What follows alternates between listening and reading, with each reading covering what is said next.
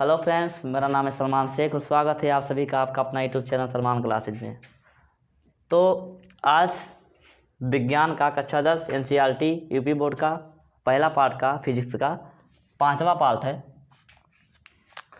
दूरियां नापने की निर्देशांक ज्यामिति की चिन्ह पर पार्टी। ठीक, तो हम आज बात करेंगे कि दर्पण पर जो दूरियां होती हैं वो कैसे मापी जाती हैं और उनका चिन्ह कैसे लगता है। ठीक है, तो सबसे पहला नियम है कि दर्पण पर प्रकाश की किरणें जो होती हैं वह सदियों बाएं ओर से डाली जाती हैं। किस तरफ से डाली जाती हैं? बाएं ओर से। ये हमारा दर्पण होता है। ठीक, ये मध्यबिंदु होता है अर्थात ध्रुव होता है। ठीक, ये मुख्य फोकस होता है और ये होता है। ठीक, अब प्रकाश की किरणें जो होती हैं वो हमेशा बाईं ओर से डाली जाए। कहने का मतलब है कि प्रकाश की किरणें इस तरफ से डाली जाएंगी। ठीक, ये समझ में आया? पहला नियम ये था।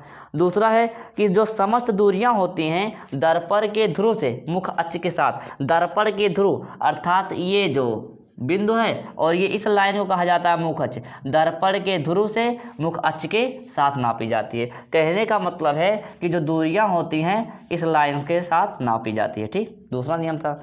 तीसरा है कि दर्पण का ध्रुव जो होता है वहाँ मूल बिंदु लिया जाता है। आप लोग कक्षा 10 में मैथ में कक्षा 9 और 10 में निर्देशांक ज्यामिति का चैप्टर मैथ में पढ़े होंगे। ठीक है, तो सबसे पहले बात करते हैं ये एक्सिस जो होती है इस एक्सिस को कहा जाता है वाई एक्सिस और इसको कहा जाता है क्या? X axis, Y axis. ठीक, इधर की चिन्ह क्या होती है? धनात्मक होती है और इधर की क्या होती है?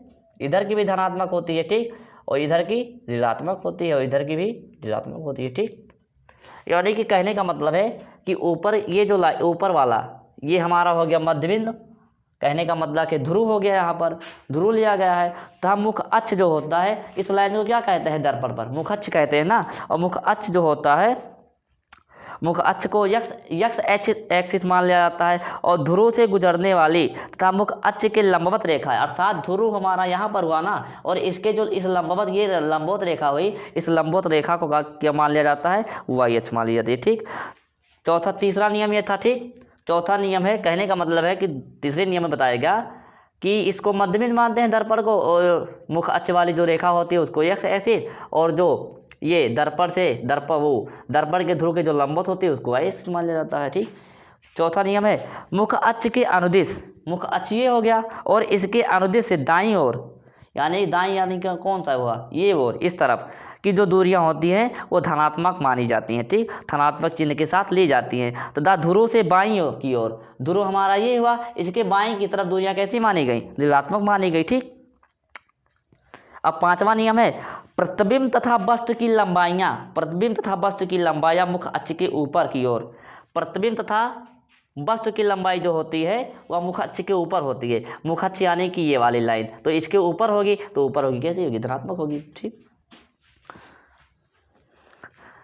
प्रतिबिंब तथा वस्तु की लंबाइयां मुख्य अक्ष से ऊपर की ओर वाई एक्सिस के अनुदिश नापी जाती है। वाई एक्सिस के अनुदिश नापी जाती है। ठीक, तथा अनुदिश धनात्मक मानी जाती है तथा नीचे की ओर माइनस वाई एक्सिस के अनुदिश ऋणात्मक मानी जाती है। ठीक, ये था चिन्ह प्रपाठी के नियम। अब बताते हैं उत्तल दर्पण की जो फोकस दूरी होती है वह हमेशा कैसी होती है? प्लस होती है।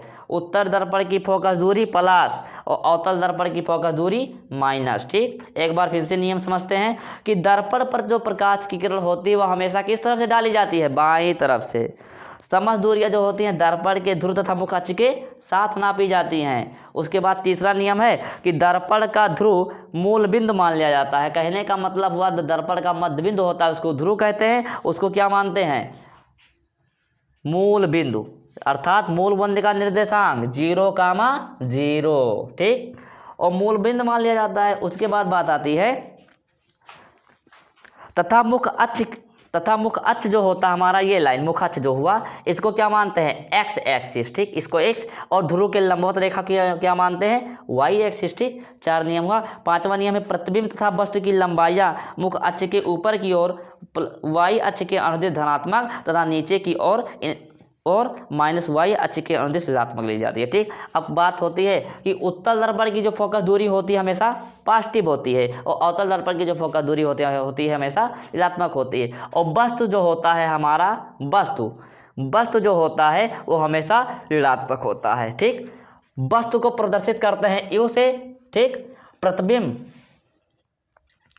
को किससे दर्शाते हैं? भी से। फोकस दूरी को एफ से। ठीक, यू भी एफ। ठीक, प्रतिबिंब कैसा होता है? देखिए, ये तो डिपेंड करता है इस पर। ठीक, प्रतिबिंब आभासी बन रहा है कि उल्टा बन रहा है कि सीधा बन रहा है कि वास्तविक बन रहा है, ये इसके नियम पर, इसके नेचर पर डिपेंड करता है, तब जाके इसका चिन्ह डिसाइड होगा। और यू हमेशा कैसा होता है? निगेटिव होता है। एफ अगर उत्तल दर्पण होगा तो फोकस दूरी पॉजिटिव होगी और अवतल दर्पण होगा तो फोकस दूरी ऋणात्मक होगी। ठीक, बस आज हम आप लोगों के सामने इतना ही वीडियो लेकर आए थे। अगले बार हम पार्ट 6 में यू भी एफ में संबंध बताएंगे, जो कि मोस्ट इम्पॉर्टेंट है परीक्षा की दृष्टि से। ठीक, तो आज हम आप लोगों के सामने इतना ही वीडियो लेकर आए थे। अगर वीडियो अच्छा लगे तो सब्सक्राइब करिए और बेल आइकन को दबाना ना भूलिए, ताकि हमारा वीडियो आप तक जरूर पहुंचे।